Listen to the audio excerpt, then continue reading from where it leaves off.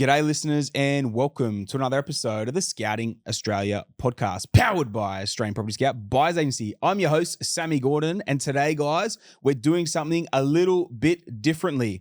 The fans have voted and Jimmy Ibrahim is out and Morgan Holmes is in. We're doing a fast 50, guys. We're doing a rapid fire. It's been asked for plenty of times before, obviously doing the investor stories, and we always finish with a rapid fire on myself. A lot of people have been writing in, asking for someone to do a rapid fire on me. Jimmy didn't get the vote, so the baton has been passed down to little Miss Morgan Holmes. Morgs, welcome into the studio. Fan favorite, highest rated episode ever on the Scouting Australia podcast. How are you? Welcome back. I'm good. How are you? Very well. Thank you. Very well. Are you excited for today? Yeah. You sound it. You sound absolutely amped. All right. So you've got 50 questions you've put together for me. For the people out there for a rapid fire. You're going to smash you with these 50 questions. We've got a timer on, guys. I have a 60 seconds max. Like I said, this is different to anything we've ever done before. Normally, Jimmy and I waffle for about 15 minutes per question. This thing is going to be rapid. It's going to be on fire. And Morgs, take it away. Let's roll. Okay. Explain equity in 60 seconds. Oof. So the equity is the difference between the debt level you have on a house and then the value of that house. So say if you had a house worth $500,000 and you had a $400,000 debt level on it, you have $100,000 equity within that home. That's obviously not completely usable equity, but in the definition of equity, that's $100,000 worth of equity within that home. And in that ratio, it's an 80% LVR on that as well, which you didn't ask about LVR, but there we go.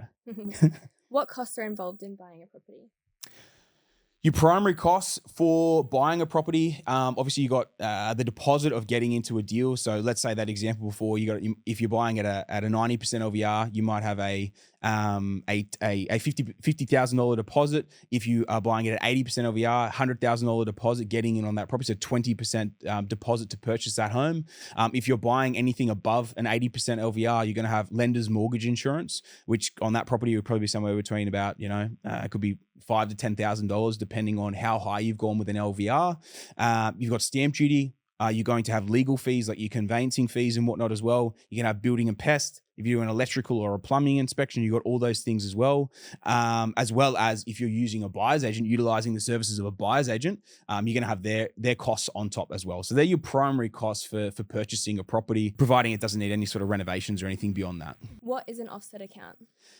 So an offset account sits against the home loan, right? So if you've got, the investment loan, so you got a $400,000 loan. If you have an offset account or redraw facility, but if we're talking about an offset account, that is obviously, it's an account that is linked to that loan. And if whatever you have in that account, that offset account, it offsets the debt level that you have in that property, right? So exactly that example before of $500,000 property, you might have a $400,000 debt level on that home. If you had an offset account and then in that offset account next to it, or linked to that loan, you had $100,000 on it. If it was an interest-only loan, you would only be paying debt on $300,000, right? That $100,000 would offset and be the difference between the $400,000 worth of debt. Your $100,000 offset means you're actually only paying for $300,000 worth of debt on interest only. If it's principal and interest, your payments remain the same, but the difference in the interest component from the $300,000 worth of debt to $400,000 worth of debt, that actually then, that extra repayment comes off your principal. So the repayment stays the same, but you're actually paying down your principal more quickly. What would you say is the minimum someone needs to buy a property right now? Right now in the current marketplace, we're going through a transitionary period where property prices have gone through some substantial growth.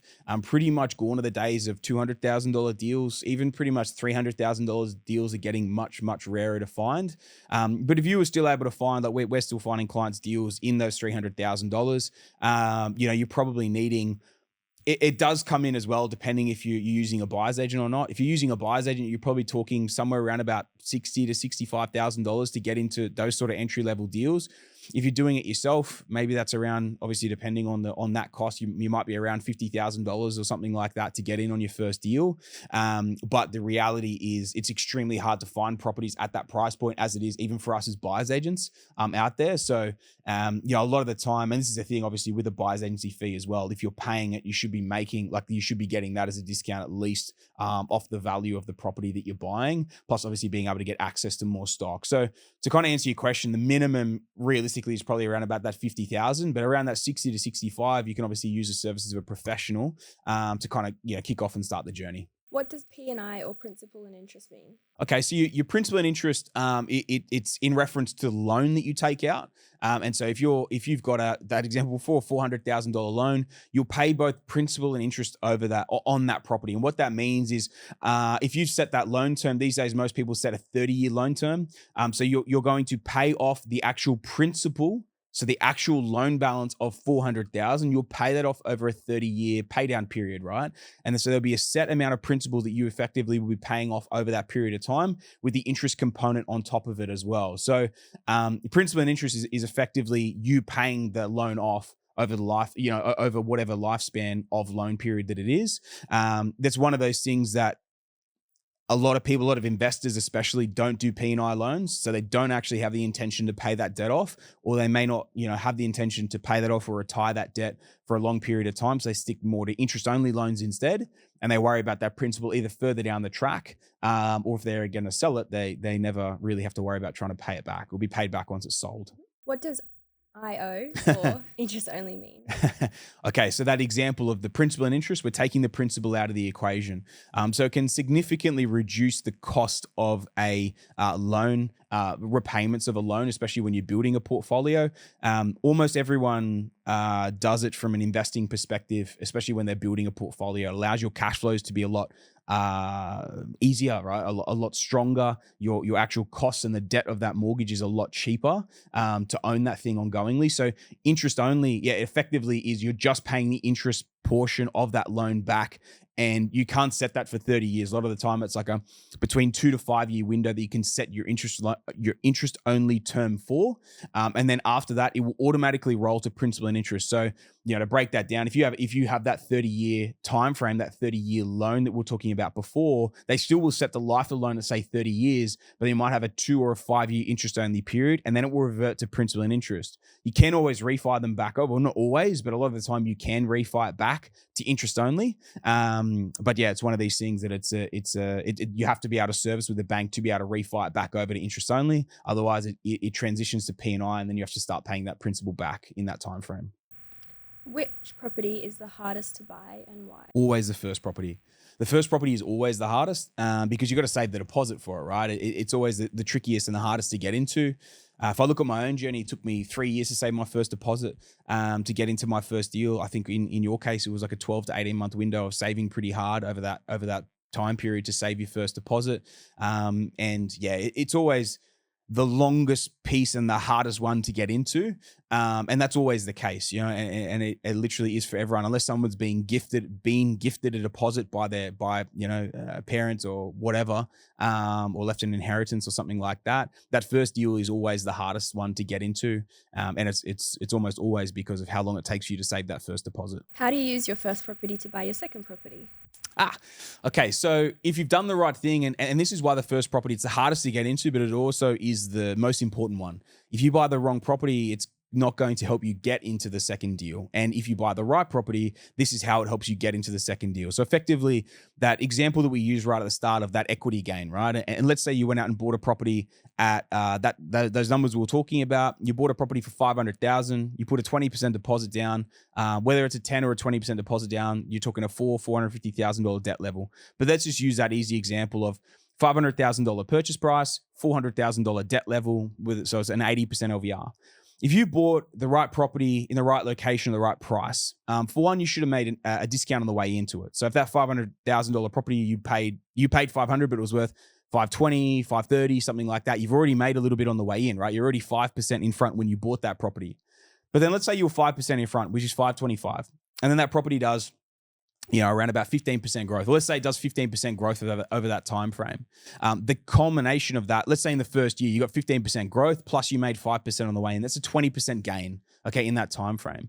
That is $100,000 on a $500,000 property. So effectively what you would do is, and if we talk about that, explaining equity before as well, when that $500,000 value is now gone to $600,000, what you're going to be able to do is then also raise that LVR or that debt level of 80% LVR. We can now bump that 80% LVR to the $600,000 value. So the value's gone from $500,000 to $600,000. If servicing permits, we can now take the debt level, still keep it at the 80%. And on the $600,000 purchase, that 80% loan is $480,000. So it would be able to take the $400,000 loan up to $480,000, release that as an equity split, and then use that $80,000 to go and buy another property. What is a yield? Okay, yield is the rental income against purchase price. A lot of people have different ways of running through this or like their preferences in terms of whether you do it on current value or whether you do it on purchase price. But for me, I do it on purchase price. And the reason for it is that is my current rental income on what I paid for the property. And other people do it on debt as well. And I think that's what really is really important around strategy, right? In terms of how people will look at this as well. But I like to do it on purchase price. And so effectively what you're doing is you're looking at your rental income versus purchase price. And effectively what it gives you is a bit of it's a loose metric in terms of that number to show you how strong the cash flow is on that deal.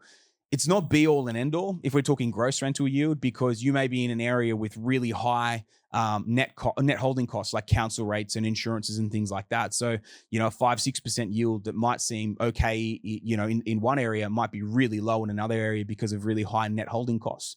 But then similarly, or conversely, it might be somewhere else where your net holding costs might be really, really low. And then it's obviously a really strong position to get a 5-6% yield somewhere else as well. And why does it matter? Yield matters because it's cash flow. Anyone that says, yields aren't that important or they don't really take them into account, they haven't built a significant portfolio before. You need cash flow, you need a yield. Doesn't matter what income you're on. You could make $1 million a year. You will eventually run out of servicing if you don't have strong enough yields across the portfolio. So I think it's really, really important to have a good, strong yield across the portfolio. Not every property has to have a ridiculous yield on it. A balanced portfolio is key, and a balanced portfolio is how you get to a retired position through property. But yeah, it's one of these things that it is really important to take into account. And it's something you need to be very actively kind of monitoring and managing in your portfolio, especially as you're building a bigger portfolio and understanding what yields you also need in your portfolio moving forward. Explain positive, neutral, and negative cash flow. Okay. So again, if we talk about, or if we look at that yield side of things, that almost always will give you a bit of a relative indicator in terms of where you're going to be with your gearing or like cash flow position. Quite easily, a neutral cash flow property is something that doesn't make you money and doesn't cost you money every year. So it's a net neutral position at the end of the financial year from a cash flow perspective. Something that's negatively geared or negative cash flow is something that's costing you money every year, and something that's positive cash flow is something that makes you money every year. So quite simply, but you also might buy a property that you might have initially bought in negative cash flow. Like right now, interest rates are really high, but we're also going through really strong rental increases, and interest rates are predicted in the next 6 to 12, 18 months to come back as well. So you might buy something in the current market that's slightly negative, but with where interest rates look like they're coming back, and also with where we can see rents are going and where rents are going, something that might be $2,000, $3,000, $5,000 a year negative cash flow now in 12 to 18 months might be the same figure, $2,000, $3,000, $5,000 a year positive in maybe 12 to 18 months. So it is really important to understand the net cash flow position of any asset that you put in the portfolio and any property that you buy. Whichever way it's going. And again, why a balanced portfolio is so key. Does yield on a bread and butter deal matter or only on a cash flow deal? In what way does it matter? Will the banks take it into consideration with servicing if it's a 5% versus a 6% yield or a 4% yield on a bread and butter deal? So yield's always anything to do with cash flow or income coming in on a portfolio will affect serviceability. And I think that's what's a really important thing to note. The biggest thing to take into account right now is interest rates are sitting around about, let's say, 6.5% to 7%. If you're borrowing at 90% LVR, your interest rate is probably around about a 7% yield. 7% interest rate. Right now, the banking policies are that there is a 3% serviceability buffer. So when a bank is assessing you, they're not assessing the 7%. They're assessing the 3% on top there. So they're assessing you with a 10% interest rate. You can't even get a cash flow deal in the current market that is sitting at a 10% yield, right? And so when we're looking at it from that perspective, you cannot in the current market, purely based off yield, retain your serviceability.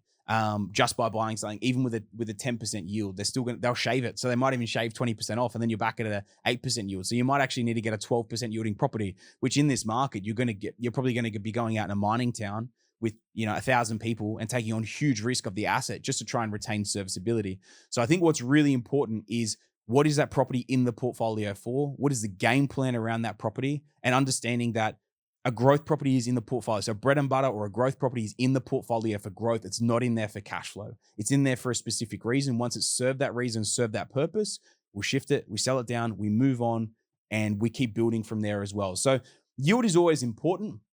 Cash flows are always important to take into account, but you cannot make a decision based on a growth property based on yield, because it realistically doesn't have that much to do with it, because it's not what it is in the portfolio for. Capital gains versus capital growth. Okay, so the difference between the two is, in my opinion, capital gains is an event, right? So capital gains is when you sell a property, you create an event because you have banked a certain amount of profit. And that profit is then chopped up into, okay, well, how much of a capital gain have I actually cleared here? And then you work it out depending on the structure that you're in, how much you're actually available. So in Australia, you have a personal capital gains tax exemption, right? So if you've owned a property for over 12 months, you have a 50% capital gains tax exemption. So if you sold a property and made $500,000, $250,000 of that, if you've owned it for over 12 months, is capital gains tax exempt. So you're only going to pay tax on $250,000, but that is your capital gain, right? Capital growth is how much a property is growing by and how much growth it's had in your portfolio. So in my opinion, this is the way that I've always looked at it and always calculated this for myself. Is capital growth is once it's still in the portfolio, it's still producing a certain amount for you, and that can come back as well. Remember, so if a market peaks out and goes beyond the peak, and you might have been at 100% growth, the thing might have doubled, but then you miss the peak and then it comes back off and it comes back to 80, like that's still your number of capital growth. Capital gain is an event that is triggered when you sell a property. Do you pay tax on equity releases? No. So equity releases, quite simply, are it's something just triggered when you go through the bank and you're literally just releasing debt. It's actually a great question, something that a lot of people get mixed up when they kind of go through and they're not sure how to do it. And it's also a reason why a lot of people say never sell, because when you sell, you obviously have to pay the tax. But for me, tax is the cost of doing business, right? And it means I've won. So if I'm paying tax, I've won, right? You don't get into property, or you don't invest to lose. You don't get in there to lose money the whole time. And so what you really want to do is over time, at some point, you do want to trigger a capital gain tax event, meaning that you've profited. But when you release equity from the banks, no, it is purely a loan disbursement. It means the property's increased in value. The one thing I would say to be wary of is, if you've released a lot of equity, which is completely fine, especially early in the portfolio, you might equity farm a few of your deals really hard, but just realize that when you get to the end and when you sell it, the difference or the actual equity that's left in the deal, if you farmed it 2 or 3 times to buy 2 or 3 other properties, the equity that's left in it when you sell it might just be enough to cover the tax bill that's at the end. But the idea of the sale isn't just to cover costs. It's obviously to clear the debt. Get that cash back out, move it on to something else. And even if you're not getting the cash back out, you're getting that debt back, which is allowing you to keep moving forward. Explain rent vesting. Rent vesting is mad. I've been rent vesting now for about 7 or 8 years. I used to own my own home. And so obviously the difference with rent vesting is, rent vesting quite simply is you rent where you want to live, or you rent and then you invest elsewhere. So you don't own a primary residence. You don't own your own home. You rent somewhere else, and then you rent somewhere where you want to live, and then you invest elsewhere. It's a really sound strategy, especially for people starting out. It's this fallacy in Australia that you need to own your own home. And the way that I look at it, the biggest reason why this is fallacy is because you can almost never afford to buy your dream home. It would be 1 in 10,000 people in Australia, their first property they buy is their dream home, unless they've rent vested and now they can afford to buy where they really want to live, because it's always stepping stones. So you might buy where you can afford when you're 20 or you're 25, right? And that might be 500 grand in the western suburbs of Sydney, right? And then you might, or wherever, but that might be the start. And then you go, okay, no, but my next goal, well, I want to own $1 million home in Parramatta. And then you do that, but maybe you're investing elsewhere or whatever, or your income's going up. And then by the time you're 35 or 40, you can afford a $2 million home. And so you go buy somewhere else. And I've been through this as well, where you start making a lot more money, or your portfolio starts to produce 2, 3, $5 million a year in capital growth. And all of a sudden, the sort of properties that you can buy dramatically changes. And owning a primary residence, really all that was for me was an anchor. It was holding me back from serviceability, and being able to push harder, within my portfolio. So understanding that rent vesting is actually a really, really strong strategy, especially when you're in the building and you're in the accumulation phase of your portfolio. When you're in consolidation, if you genuinely know what you want to buy as a primary residence, I have no issues with buying a primary residence. But while you're still accumulating and you're building wealth and you're going through that, it is going to be the biggest anchor you have in your portfolio, because it's going to be the biggest ticket item. It's non-tax deductible, and there's no real benefits around owning it, as opposed to, and if you also look at like the mortgage repayments, especially right now, of let's say a $1 or $2 million or higher, but even say a $2 million property in, say, Sydney, the Gold Coast, Melbourne, anywhere, to rent that is probably like $1,000 a week or $1,200 a week. But to own that is probably $2,500 to $3,000 a week to own it, right? So you're talking about almost triple the cost to own it compared to rent it. And then you're able to use that additional cash and surplus and borrowing capacity to go and invest elsewhere and build yourself a bigger portfolio. So one day you can probably buy that thing with no debt on it. When you have a PPR, the banks look at that as a liability, not an asset. Yeah, yeah. So anything in your or anything that you own that doesn't produce an income is a liability. So 100% your primary residence is a liability. Hence why it's not something that I ever advocate someone buying early in their journey, or even holding in their portfolio if it's holding them back and they have big goals. Sometimes I've had clients that have gone through and sold off primary residences so they can open up their serviceability and keep pushing harder and actually build the big portfolio. Best way to add value to a property? Bang for buck cosmetic renos is always the best way. There's two ways, right? Actually, there's three ways. The three. Are you sure there's not four? There's three of like we'll say the easiest ways. The first one is timing the correct growth location, and buying in the correct growth location. Because if you buy in the right growth location, it will do substantial heavy lifting for you, more than you can force with a renovation, more than you can make on the way in by purchasing. Buying in the right growth location is the most important thing. The second thing you can do is obviously buy at a discount on the way in, whether you're doing that yourself, which is pretty bloody hard in today's market, or you're utilizing the services of a quality buyer's agent that can get a discount for you on the way in. They're your first two. And then the third and final one is obviously bang for buck cosmetic renovations. And I'm a massive fan of doing light cosmetic renovations, whether it's painting floors or your kitchens or whatever it is you kind of go through, depending on the property, depending on your skill set and your budget. The bang for buck stuff from a very, very low cost base and a very high return. So big bang for buck, dollar for dollar spend versus return. They're typically your best options in terms of what you're going to get as a result. But yeah, it's kind of those three things. They all kind of win together. When is the best time to renovate a property? The best time to renovate it is when scenarially, that's a word, scenarially, it makes sense to renovate, right? So a lot of people want to buy a property and then renovate it straight away, or they want to get early access and then renovate it. And what I've always found is, especially if you're holding for a longer term or whatever, that actually doesn't make sense, because if you don't have a tenant in there, you can't actually claim that back.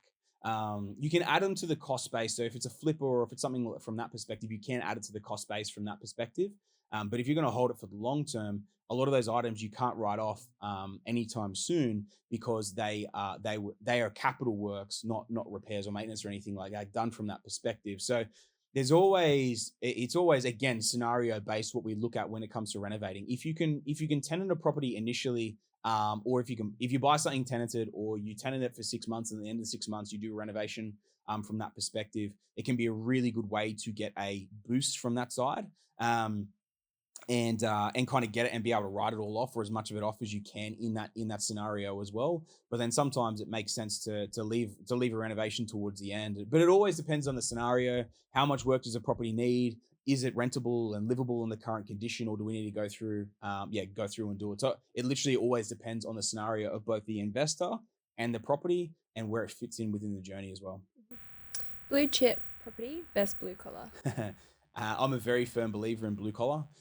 The results that I have seen in my own portfolio and that we've gotten for clients out of investing in blue collar, the biggest reason is there's a few reasons here, but the biggest reason is typically you're coming from a lower base. So blue chip always stays relatively in demand because it's typically you might be near good schools or in highly desirable areas and all these sorts of things, which means it always stays at a premium. And even if it dips off a bit during lower times or whatever, if it's always staying at a premium, it's very hard to get at a discount, and it's also never as likely to have as much growth as blue collar. Because when blue collar is at the bottom, especially at the bottom of a market, and you can get in there before the upturn, especially there's a few things here, but you can typically always negotiate yourself quite a good discount. But then if it's coming from the absolute bottom where there was absolutely no demand, and then it goes through a big upcycle, and it might go through gentrification. You might get people moving from more expensive areas into that area because it's now the most affordable thing or the only affordable thing that they can get into, but they need to get into the market. You get investors moving into there. You always got first home buyers moving into there. You might get people downsizing, upsizing, whatever. Renovating. Renovating everything. So there's so much pressure in that blue collar market that so often when I've studied these markets, like a blue collar market from the bottom to the top can be well over 100% growth. I've had things in my own portfolio in a 4-year window to 120, 150% capital gain in a 3-4 year window in blue collar markets. The blue chips can't perform as well because they always stay at that relative demand, in demand product, right? And they're always sitting at that sort of point. And even in the downtimes, they're typically people who might be a bit more affluent. So they're not going to be as pressured to sell at a loss during those times. So it's one of these things where I've studied it multiple times, looked at it from every different way and equation that I can. And I almost always see, I always see blue collar coming out in front. When we also throw on top of it the cash flow difference and the yields that you're getting from investing in blue collar over blue chip, it's a lot easier to hold properties. You can also spread and diversify your risk. If you're absolutely bullish on an area and you're going to spend 2 mil on a place in, say, Brisbane, or you could diversify and have put, 2 at $500,000 in Brizzy, or if you're super bullish on it, you could put all four in there, but you can have a better cash flow, better yield, maybe multiple levers for uplift as well, or you could split it and you could have done, 2 at 500 in Brizzy, 1 in Perth, 1 in Adelaide, something like that, and actually split up the acquisition as well, spreading the eggs, spreading the risk, and diversifying the portfolio too. So I'm a big believer in blue collar over blue chip. Paying off my own home versus using equity to invest. If you're at the very start, it really depends where you're at in your journey. If you're at the back end of your portfolio and you finished accumulation, it makes sense to pay off that non income producing debt and that non-tax deductible debt if you're at the very end of your portfolio. But if you're at the start, or you're starting out, or even if you're in the accumulation phase still, paying off that primary residence debt doesn't really serve a purpose unless you really need to for serviceability. But if you've got equity in there and that's what you've got to start the journey with, it always makes sense to strip equity and release equity from that primary residence to then use that as working capital to start building the portfolio. It almost always makes, substantially more sense to go down that avenue than to try and pay off the primary residence. The only caveat is if you're at the back end of the portfolio, non-tax deductible debt, wipe that out first. But otherwise, I'd always be looking to release equity and build it from that side first. Would you ever buy a property sight unseen? 100%. Do it every week. So I think sight unseen is it's almost like a dirty term or something that people are scared of and afraid of. And I think it depends on your connections and your contacts and who you are kind of working with as well. So if you've got people on the ground that can go and inspect something for you, or if you have, I think the important thing as well is you have been on the ground and you understand the area first and foremost. That's the really important thing, because if you understand the area, you understand the streets, you understand the suburbs, then the only thing you got to do is understand the property itself. And realistically, I'm not a building inspector. I'm not a builder. So every day of the week, I'm going to go and pay that money for the builder to go through it anyway, to do a building and pest inspection. Every day of the week, I would prefer to spend the money, get the building and pest inspector to go through it with a fine tooth comb, also pair it up with a good solid property manager that maybe I'm using all the time and trust intimately as well. And when I have that connection and the relationship with those two, getting those two through and having a good look at it, and them spending 2 hours going through that property is going to be heaps more productive than me getting in there and going through it, because the property manager is going to look at it from a rental side of things, what needs to be done. And the building inspector is going to look at it from a maintenance and a structural side of things, what needs to be done, what's there to be wary of, or here's the tick of approval, this is all good.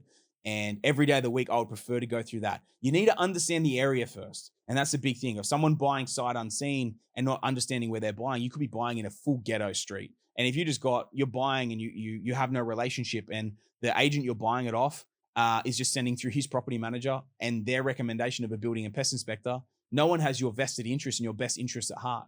But when you have that team in there looking after you and making sure that you're buying the right property, and you already have that fundamental understanding of where to buy and where not to buy, that's why I'm completely fine with buying sight unseen. Do you do your own renovations? I used to do my own renovations.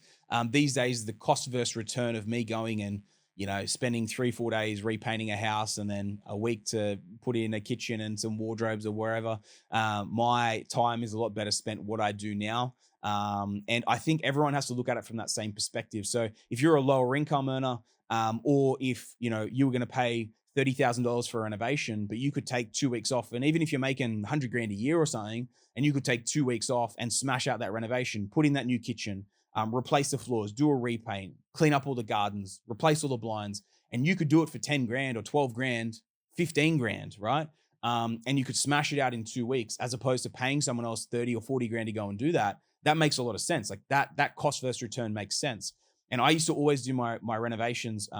Before I was a buyer's agent, I never made 100 grand a year in the entire journey of when I built my portfolio. I never did. So for me, the cost versus return was extremely strong for me to go and actually do that myself, put the sweat equity in there, live in a tent out the back, and go through all this. Bring your dog's body with you. Bring the dog's body. Bring Big Sads with me to do some renovation works and go through that and do it like that. Instead, it made a lot of sense for me to do it back then. And for a lot of clients starting out or investors starting out and they've never invested before, or they're just like lower income earners, or kind of at those ratios I was talking about, you just got to look at the cost versus return. But if you're an office worker, let's say you're in IT or an accountant or something like that, and you're making 150, 200 grand a year, and you're going to go take that time off, and you're not going to smash it out in 2 weeks. It's going to take you 4 weeks. And you're not that handy, and you're still going to need to get a tradie in to do a couple of things for you anyway. You look at the cost versus return and the stress you're going to have doing that renovation. It almost always makes sense to outsource it to someone else, do what you're good at, get paid well to do what you're good at, and then outsource it to someone else who's going to do it at a really high standard for you. So you get a great result and you're not wasting too much time or energy doing it as well. Would you ever buy a unit? I have bought a unit. 2 units. I have, yeah. I bought 2 units, actually. Good call. It was the first property I ever sold. First property I ever bought, first property I ever sold.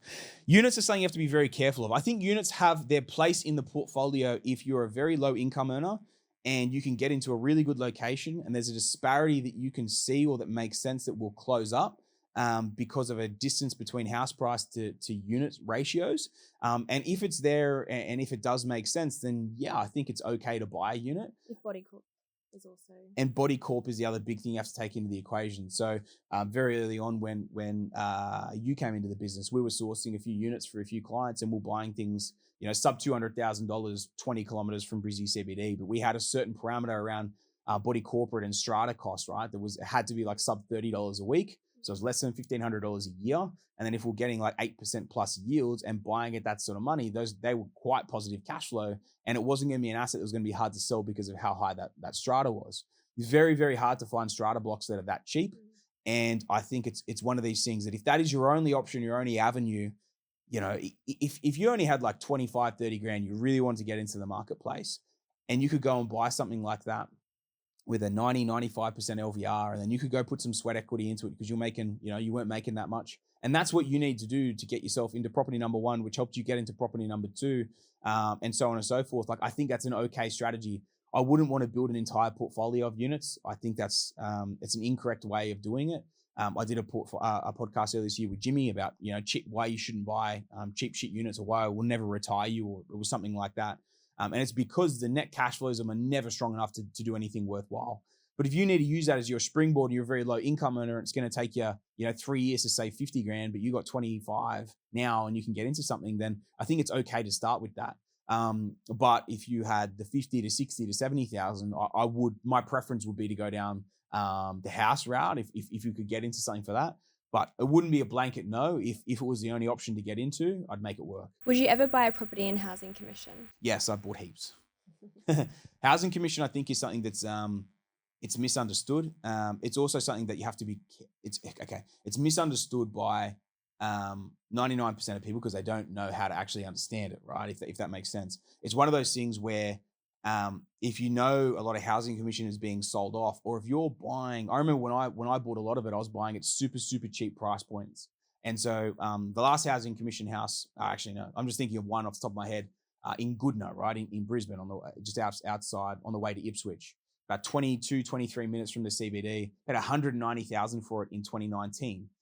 Within 12 months, I think would have been worth. It was heavily discounted as well. So I think that it would have been worth about 230, 240 at the time. And I remember it was a needle mover for me. I was able to strip the equity back out. It was renting for over 300 a week. So it was positive cash flow. And the equity allowed me to get into another deal. So it made sense in the portfolio. And it was completely fine for me to get that. And it was in what I now would consider a very dense housing commission pocket. It was the bottom end of the market. I never had an issue renting it. I have a really good property manager in Ipswich that still manages all my properties. And she's managed it really, really well from day one. I've never had a tenancy issue. I've never had a maintenance. I've never had an insurance claim on it. I had one bad tenant in 5 years. And they weren't even that bad. They went into arrears to avoid going on ticker. They paid the arrears. They moved out. I replaced them with someone else. That property now would be worth probably pretty close to $500,000. So I paid $190. Doubling is going to $380. Doubling again is going to $570. And I'm probably around $500. So I've done over 150% growth in 5 years on a housing commission property. Or in a housing commission area, and it was ex-housing commission 20, 30 years ago. So I think it really comes down to understanding it, and we don't actively go out there and look for housing commission properties for people, obviously, like all areas of housing commission. If you're on a very tight budget and you can get into a really good area, and it is something that you can also get a really good discount on, and that's all you can afford to buy, but you're in a house in a great region that's growing. Properties that were in the blue chip areas of Ipswich and of the better areas in Ipswich, I outperformed with my little low socioeconomic housing commission street house. I outperformed from a growth and a cash flow perspective in the last 5 years than the better properties did in the surrounding areas. It might have been 350, 400,000 for a low set 4-bedroom 2-bath brick that might now be worth, say, 600,000. So they've gone from 4 to 6. So they've done 50% growth. My 190's gone to 5. It's done 150% growth. And I've had better cash flows the whole way through it as well. So I think it's just really important to understand why you're getting into an area, what you can afford to buy. And it's never a blanket no, but you got to be understanding. You got to understand the area as well. These streets in Goodna, they weren't full ghettos, but they were something to be aware of. So I think this is where getting on the ground, really understanding it intimately. I used to go sit there at night in the car. If I was ever going to buy in an area that was dodgy, I'd go sit there at night. And I'd go do it for like 3 nights in a row, and I'd go see if something dodgy happened or if I felt unsafe in that street. I literally used to do that all the time whenever I used to go anywhere, because I used to personally buy all the cheap shit. And and as long as I felt okay, after a couple of nights staking out a few joints and seeing what it was like, then it made sense, and I bought it, and it's paid off exceptionally well. And I've done that everywhere. I've done that in Sydney. I've done that in Brisbane. I've done that in Perth, Adelaide, everywhere. Everywhere that I've invested, I've gone and done that. And regardless of whether they're the housing commission areas or even the slightly better, better markets that we've bought in as well, I've always gone and done that, sat the streets at night, seen what it's like, and make sure it's, it's comfortable from that perspective as well. Would you ever buy a house and land package? No. House and land packages are almost always built in with someone else's margin. So you're buying a finished product for a house and land package. What I would do is go and source land and then go and find a build. I've done that multiple times, and I know plenty of people that have made money out of that. I've made some significant money out of it as well. It can be a really good little strategy from that perspective, but you have to be able to buy the land at a discount and then build the home for in a very cost effective way. But buying a house and land package, if your broker's offering it to you, or accountant's offering it to you, or financial advisors actually aren't allowed to offer it to you anymore. But they used to be pretty bad culprits for it back in the day as well. If someone's offering it to you, they are undoubtedly taking a clip on that thing the whole way through. And if anyone's ever offered it to you, you can ask to see it. They legally have to tell you what their commission is. I can tell you firsthand, when I first started in the industry, I used to have plenty of builders and developers come and offer me, if you can sell this for me, mate, I'll give you, it was anywhere between $40,000 to $60,000 as a commission for a referral bonus for a house and land package or a unit or a townhouse or whatever. And the crazy thing is there's some buyer's agents that are out there, or some advisory companies that are out there, that they'll charge you a buyer's agency fee, and the buyer's agency fee might seem cheap, or maybe it's $5,000 or $10,000 or $15,000 or whatever it is, but then they're taking that clip on top as well. So be very, very wary of it. I never buy anything that I can't see what's in the middleman, in between, or who's taking what on the way through this. Almost everyone has a vested interest in that game. It's something to be very, very wary of. Advice around developing. Okay, so pretty much a similar sort of thing to the house and land stores in a way of if to develop and to make profit in developing, you have to understand your numbers intimately. And it's more than just how much is a site cost and how much is a cost to build. There's so many costs involved with developing, and it really is a more advanced, mature investor's game if it's for you at all. What I've found, I've developed a fair bit over my time as well. I've always found buying the right property in the right location at the right price outperforms any development, because the same money that you go and put out there, most developers run off a 15 to 20% profit margin. It might take them 2, 3 years to complete a deal. 15 to 20%. I can make that on a bread and butter in a year or more, right? Sometimes we'll do it in 6 months.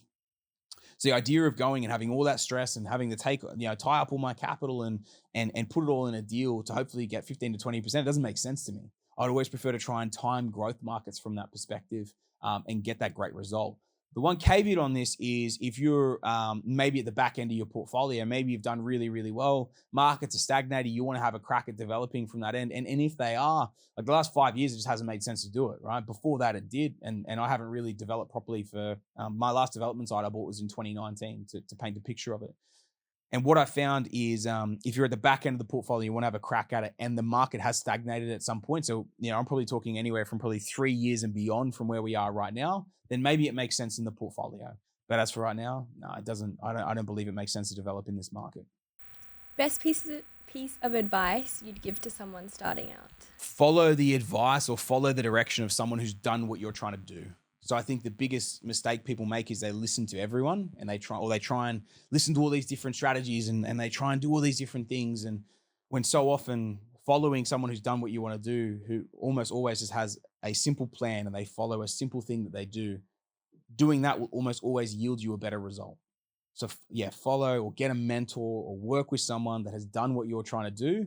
So then you can replicate that and either they can handhold you and mentor you through it. And if you're working with a advisor, maybe execute for you as well. But even if you're trying to do it yourself, work with someone who's done what you're trying to do. And that even goes when we're talking a mentor perspective. I'm not talking someone who's made their money after starting a business. I'm talking about someone who has literally built a portfolio from the same position that you're in and gotten to the position that you want to be in. They're the sort of people you want to work with. And they're very, very limited out there, but that's the model to follow. If you want to succeed, follow someone who has done what you're trying to do from the position that you're in.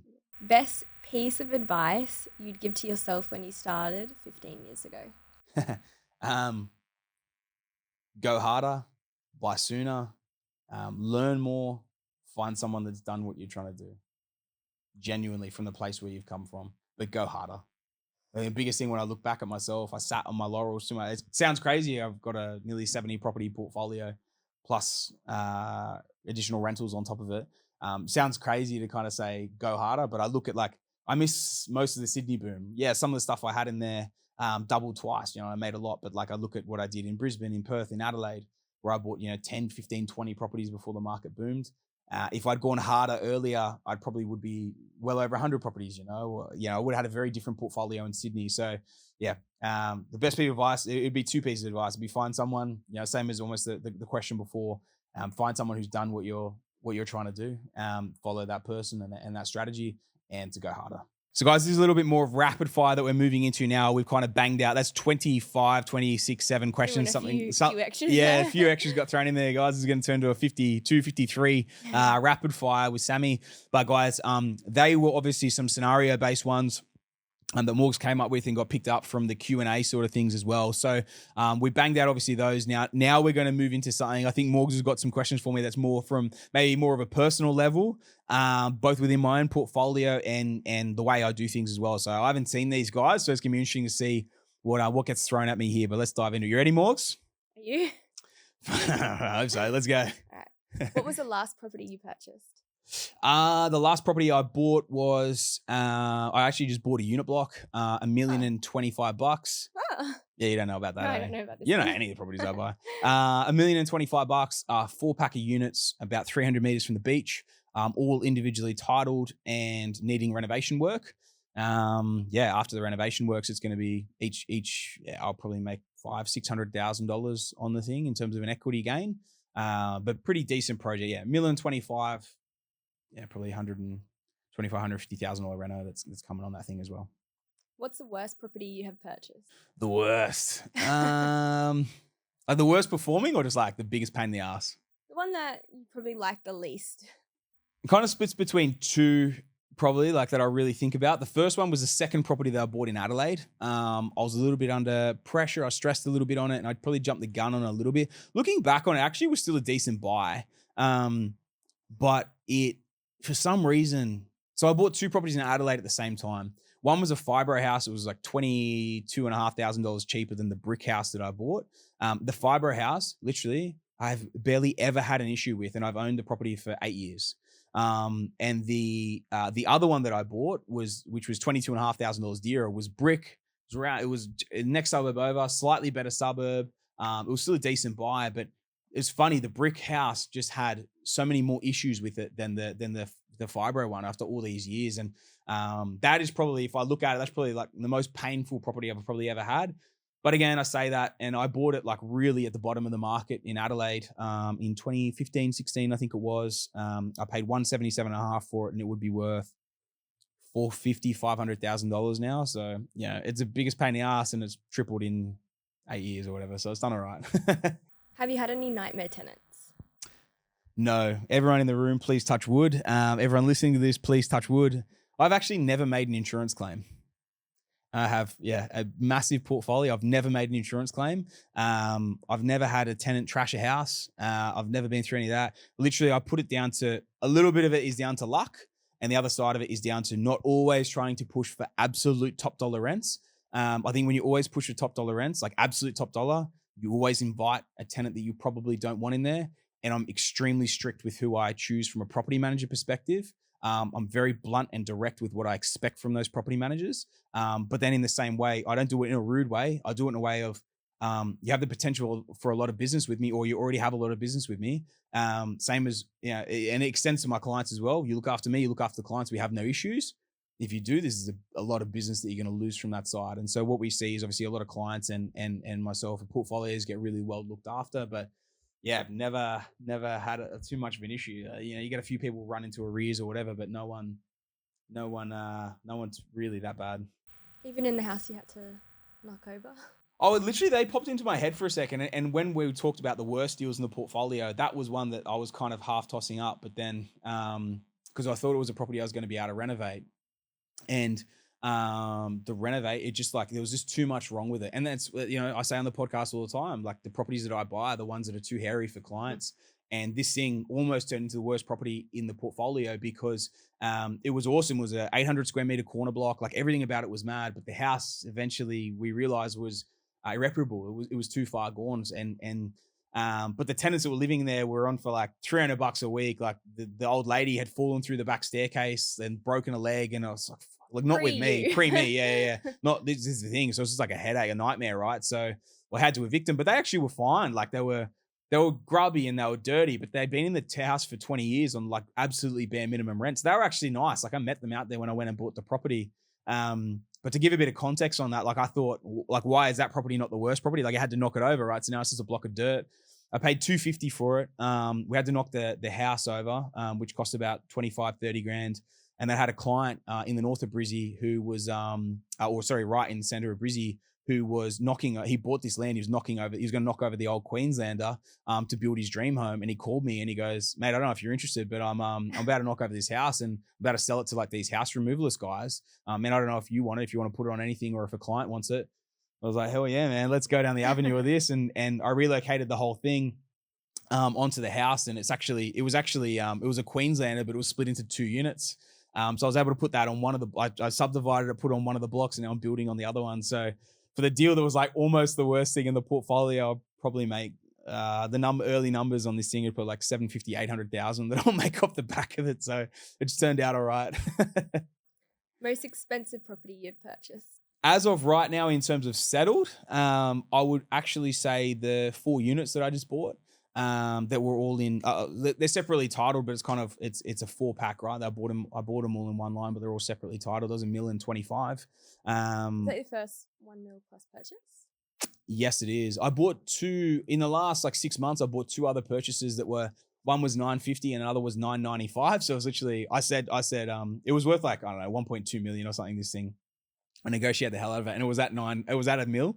And I was like, I can't pay a mil because I've never paid a mil before, so I need it under a mil.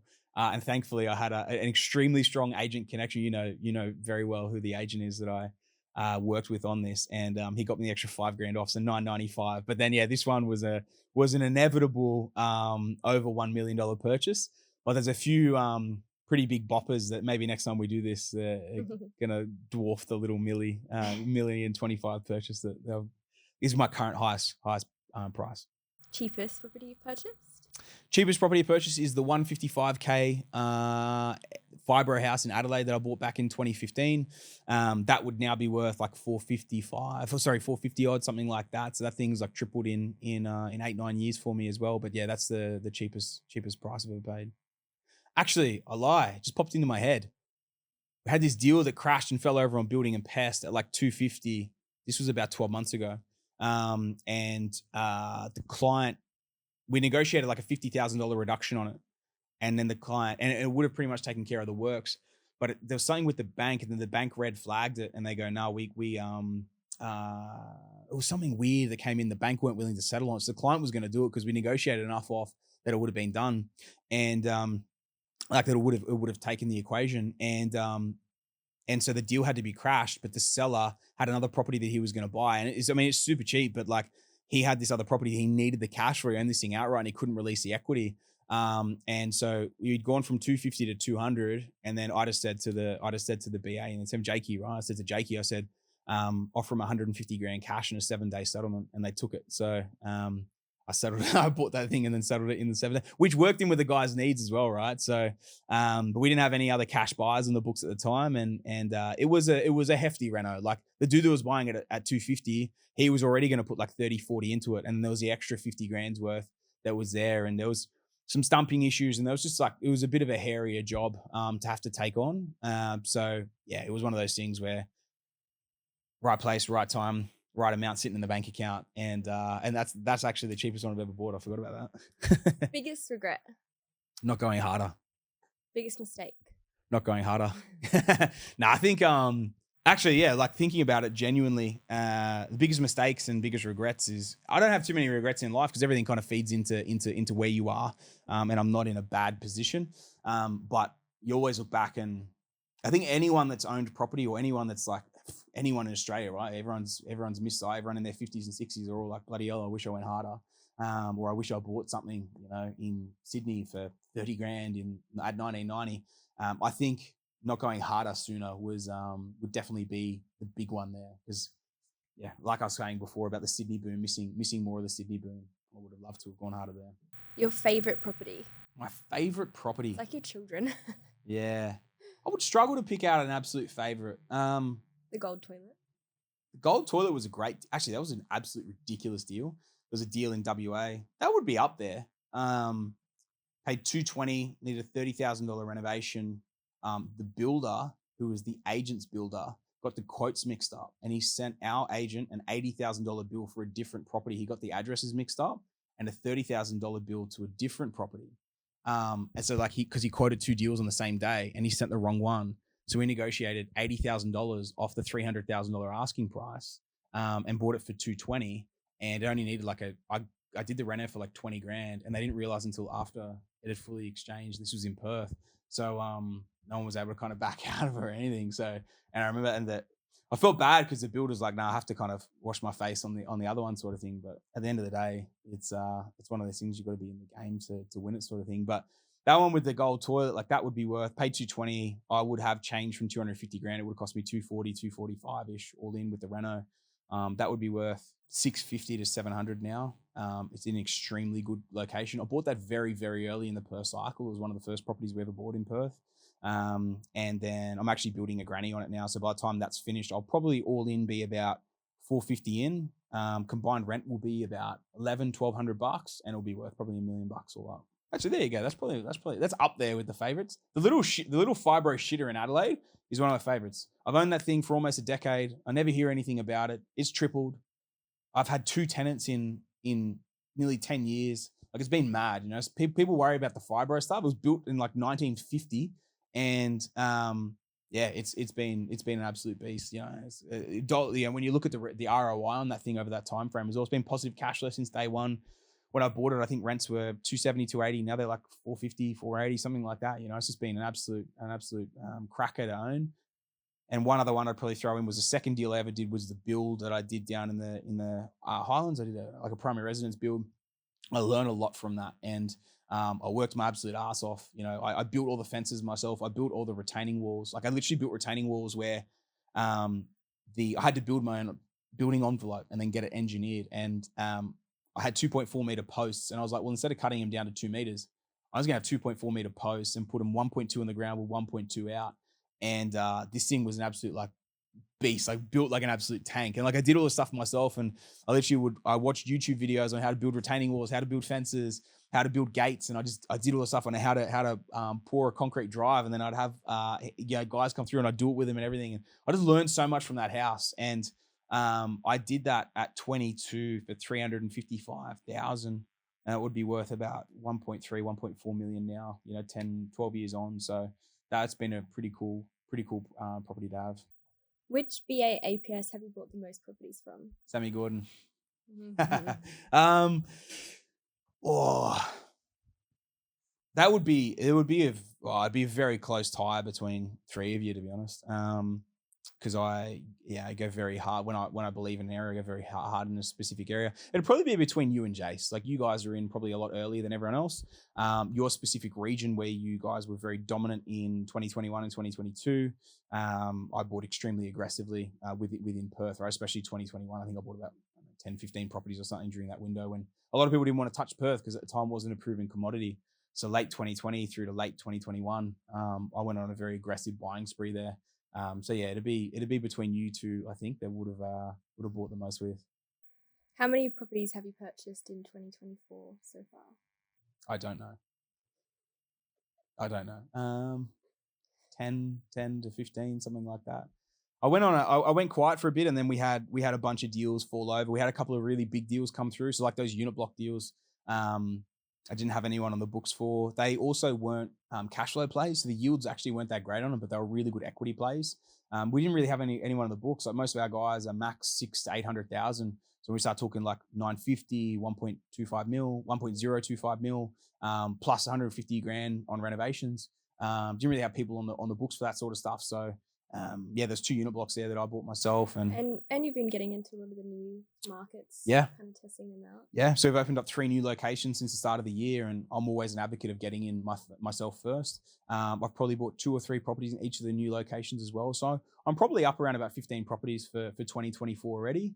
That's just because I like to put my money where my mouth is, and I don't like to lose deals. So if we've got really good deals there, like those unit block ones that we don't have clients for at that sort of price point, I'll obviously pick them up, and then big renovations attached to them as well. And then, entering the new areas, testing the market with a few deals, a few renovators in those areas as well. There's always renovators that are coming through, or always renovators falling over, and like they're too risky to give to another client.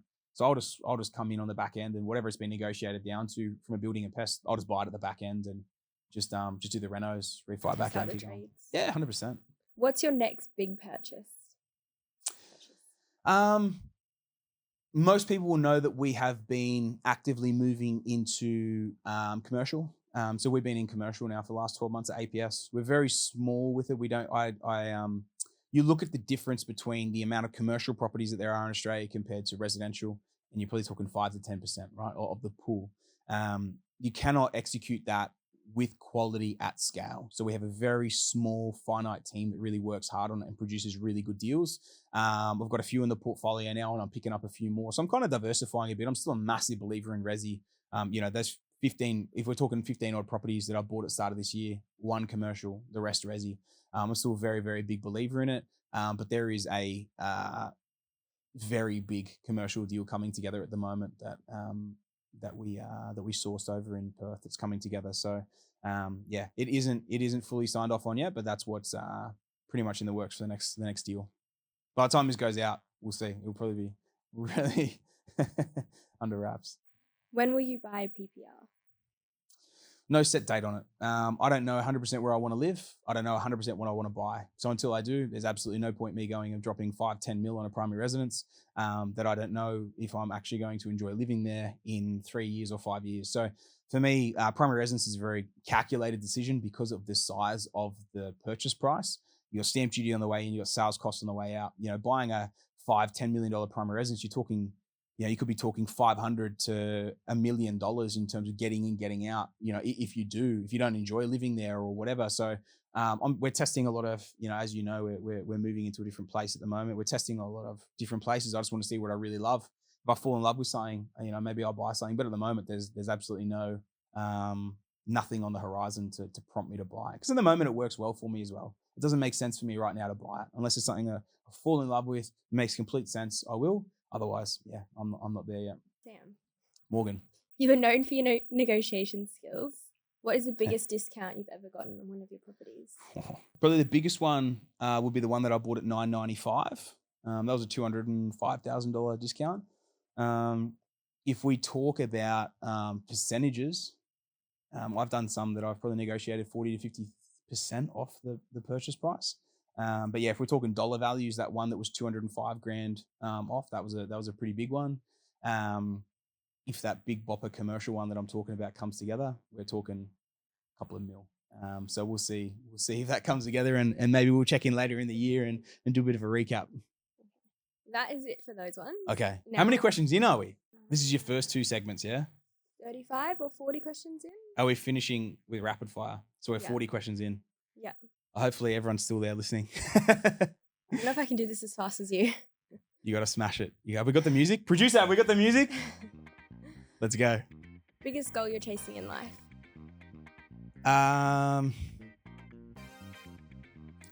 It's probably 2. My next goal personally is $1 million net passive. That's the next goal that I'm chasing. The other goal, the secondary goal, is retiring 500 people by 2030. Actually, really, really committed to that. We didn't just throw shit out that we say that we're not committed to. I really want to get 500 people on that stage by 2030. So that would be, they would be my next 2 kind of big goals. I don't really have biggest goals in life. They're the next 2. Well, there's the summit. You know what's coming next, right? Dream PPOR. What is it? Where would it be, and how much? Like I said, I don't really have a dream PPOR at the moment. I love Canal Front on the Goldie, which we're obviously testing at the moment. I used to think it was beachfront. I don't think it's beachfront. I don't know what it is. I grew up on the farm. Is it a big mansion on the farm with 100 acres, dirt bikes? I don't know what it is. Honestly, to me, I'm not sure what it is. Really beautiful home on a really beautiful spot in a canal in the Goldie is probably where my head's at the moment. But yeah, time will tell. We'll see. Dream car? SF90, Ferrari SF90. Dream holiday destination? What do I say? I have a dream holiday destination. I think next on the list, is probably maybe more because I've been and done and seen a lot of the world. Canada and Japan, I absolutely love. I love the Greek Isles. I love most of Europe. Greek islands are amazing. Probably the next that's really on the list is probably Portugal. Doing Spain properly. I've done Barcelona, but doing Spain properly and maybe Morocco. I'd love to do a little trip down there. I reckon that's next on the list rather than dream, I think. Actually, I'd love to do Bora Bora. Not that I think it's I think it's probably similar to, your Maldives or something like that. And I think it'd be awesome. It's such a pain in the ass to try and get to. So that's probably actually the dream final one of getting there at some point. Favorite food? Oh, love a good rack of ribs and a mad juicy steak. I don't think you can beat the juiciest steak. I don't know. I don't think you can beat it. Moo-moos. Oh yeah, a good moo-moo is like that. It's been a while since I've been there. I can't remember the name of. Yeah, the A11, strip loin A11. That's the one. Get a moo-moos. Moo-moo, shout out. I want a sponsorship on Scouting Australia podcast. Favorite drink? Margarita with silver Patron. True or false? Here we go. You once started alongside Hugh Jackman in The Wolverine. I'd say Hugh Jackman started alongside Sammy Gordon. Nah, I'm joking. When I was 22 or 23, I was an extra in the, I was literally always doing my little side hustles, and this is one of my little side hustles. You actually used to get paid pretty well. You do the big shift, you go over, you do an overnight shift, and it will turn into double time, and then $50 an hour on double time was actually a mad little way to make money back then. And I did the Wolverine. That would have been back when I was like 22, 23. So that was pretty funny. I met him. He's a big unit too. It was mad. He had the big beard on. It was actually funny. Actually, I'm going to tell you something. So I lived like nearby here. I lived in little Yandera Bargo, and we were in Picton. And he's like, "Hello, Picton." I was like, "Fuck!" We all just started killing ourselves laughing. He's a legend. I love Hugh Jackman. The best property in your portfolio was sourced by Morgan Homes of APS. False. No, that's true. What? What did you source? Next. True or false? This is the slowest rapid fire in history. history. True or false? It's you. You're the slow one. You got to tell everyone your life story. Bro, Hugh Jackman. That's worth diving into. True or false? You. Oh, fucking hell. You're the worst delivery ever. Once. You couldn't work for Star Trek. You're terrible at deliveries. Tried to outrun the police because you thought you were drunk, only to then breathalyze with no alcohol in your system. Can I explain this one in a bit of detail? Like, sure, I'm allowed to explain a little bit of detail. I didn't have no alcohol in my system. Minimal alcohol. This is a funny story. I came around the corner of the Defender. I just wanted to park. We're in Byron, and the cops were there doing breath tests. I was like, fuck, what the hell am I going to do here? And so I stopped in the middle of the street, put it in reverse, and just started flogging it up the street in reverse. Whipped it around the corner. I thought it was in Fast and Furious in the Defender, like throwing this thing around, whipped into a spot. These guys were on me in a second. Bang, they're right there on the door, and I jump out. I go, oh, fuck. I'm sorry, boys. I'm sorry. I said, I was just trying to park it off the road. Like, we're just off the night. Literally, I'm parking like 200 meters down the road from where and they're like, what are you doing? And I was like, man. And you also made me get out of the car and start running. Yeah, I was like, fuck, get out of the car, run. And I jumped out, tried to do it, and they were right there on my door. They were quick. And then after a lot of toing and frying, they understood why as well, by the way. These guys were good blokes. They could have done me for evading police. I probably could be in jail right now. Maybe. If I'd run off, maybe I would have got tasered. A bit like acupuncture. Anyway. And then they did the breathalyzer. I go, like, we're talking for a bit, and then we did the breathalyzer, and I blew it like 0.45. But what's funny, I'm not going to demonstrate it on this, was, I don't know if I should be saying this. When I blew, I put my mouth on it, I blew out of my nose. So I was like, like this, like, I don't know how the fuck I did it. But I did that anyway. And I blew it like 0.045 instead of 0.05, whatever it was. And I blew under, and I started running down the street, celebrating. And they were laughing. They found it funny. They said, you should know you're not going to blow over. You just bought cocktails in Byron. Like. Yes, they did say that. Because I had like 7 cocktails in like 2 hours. And I thought, it was placebo. I thought I was smashed. Apparently I wasn't smashed. Or I was really good at the old nose blow thing. So, anyway, it was... Sorry to all our police clients. That's true. Who are listening disappointed. The police clients will be laughing when I just told that story. Andrew Couch, mate, shout out to you and Sneesby. You boys will love that one. Sneesby, some stories about him. Anyway, moving on. Tell me something about yourself most people wouldn't know. I almost said something quite inappropriate there. I don't know. Something that most people wouldn't know. Maybe like the size of like chunky feet you've got. Put them up to the camera. I've got what has been. So I love my steaks, and quite often my feet have been referred to as plates of meat because they're just like a big fat plate of meat. I couldn't fit into like most soccer boots when I was younger. It's just like this big fat slab. The crazy thing is my dad's bigger. So like mine's like a sirloin. He's like a T-bone. He's like massive, like the thickest cut T-bone you can ever imagine. I don't know how he fits into tomahawk. Shoes. I tell you, he's a tomahawk. I'm the, what do you call it? A baby tomahawk, and he's the papa tomahawk. There you go.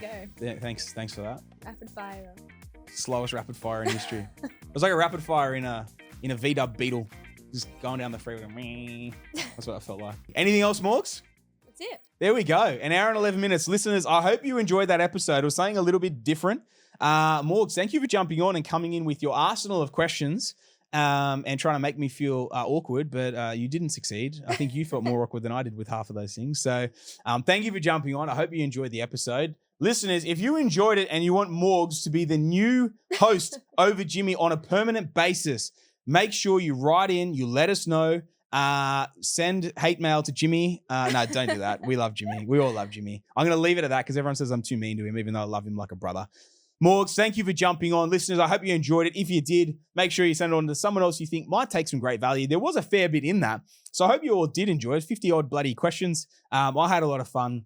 Morgs, thanks for joining us. And until next week, it's another Scouting Australia podcast.